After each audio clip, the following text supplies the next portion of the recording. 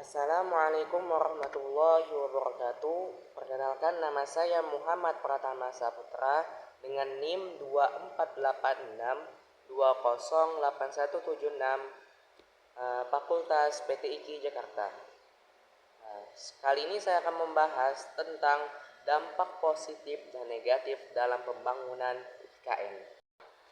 Halo semuanya, kita tahu bahwa Indonesia sedang mengerjakan proyek besar pembangunan ibu kota negara atau IKN di Kalimantan Timur.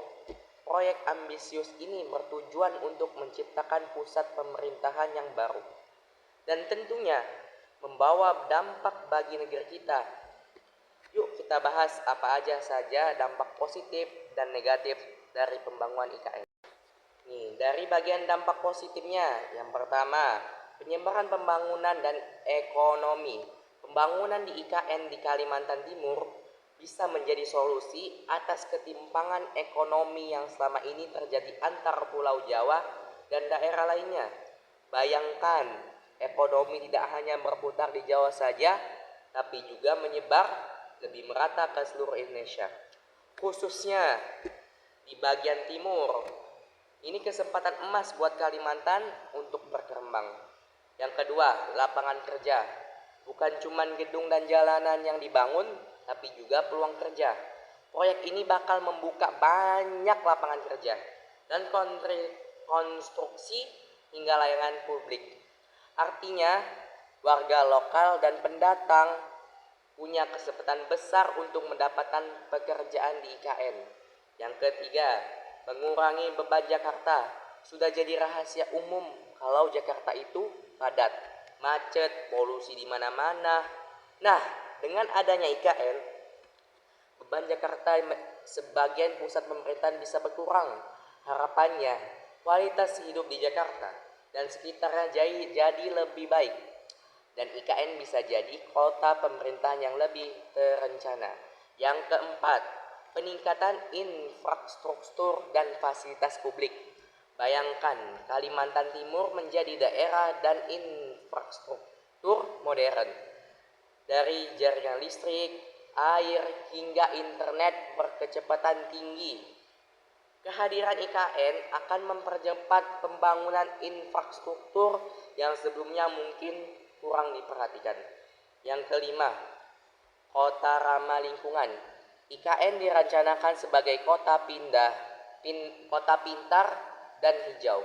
Pemerintahan ingin menjadikan kota yang menggunakan energi terbarukan dengan banyak ruang hijau dan teknologi yang ramah lingkungan. Ini bisa jadi contoh kota masa depan yang selaras dengan alami.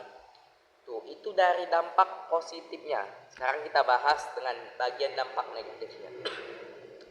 Yang pertama, dampak negatifnya, potensi kerusakan lingkungan. Namun, proyek sebesar itu tentu ada risikonya. Pembukaan lahan besar-besaran bisa mengancam ekosistem hutan Kalimantan dan habitat hewan langka seperti orangutan. Kalau tidak diatur dengan bijak, pembangunan ini bisa merusak alam yang kita banggakan. Yang kedua, ancaman bagi masyarakat adat. Di balik hutan Kalimantan, ada masyarakat adat yang telah hidup harmonis dengan alam semesta ratusan tahun. Pembangunan IKN ini bisa mengancam kehidupan mereka, mulai dari akses lahan hingga budaya mereka yang kaya.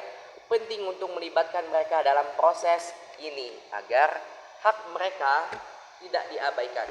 Yang ketiga, biaya yang sangat besar. Proyek ini membangun ambisius, tapi tentu saja anggarannya juga besar. Banyak pihak yang berpendapat dana yang sangat besar ini mungkin diprioritaskan untuk sektor lain yang mendesak, seperti pendidikan dan kesehatan. 4. Risiko kota hantu.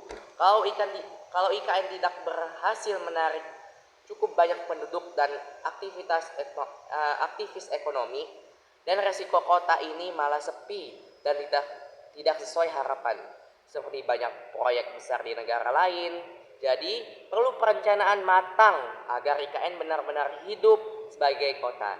Yang kelima, yang terakhir nih, polusi dan kemacetan jangka panjang. Selama konstruksi, mungkin kita dapat menghadapi polusi udara, suara, dan kemacetan di sekitar lokasi proyek. Begitu juga nantinya ketika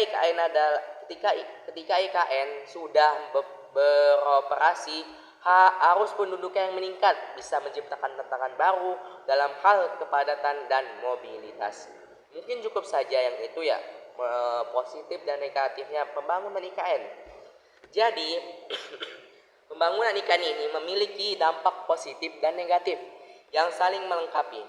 Ini proyek besar yang butuh dukungan dari pengawasan dari kita semua. Mari kita dukung dan tetap kritis dengan pembangunan IKN. Mungkin cukup sekian dari saya.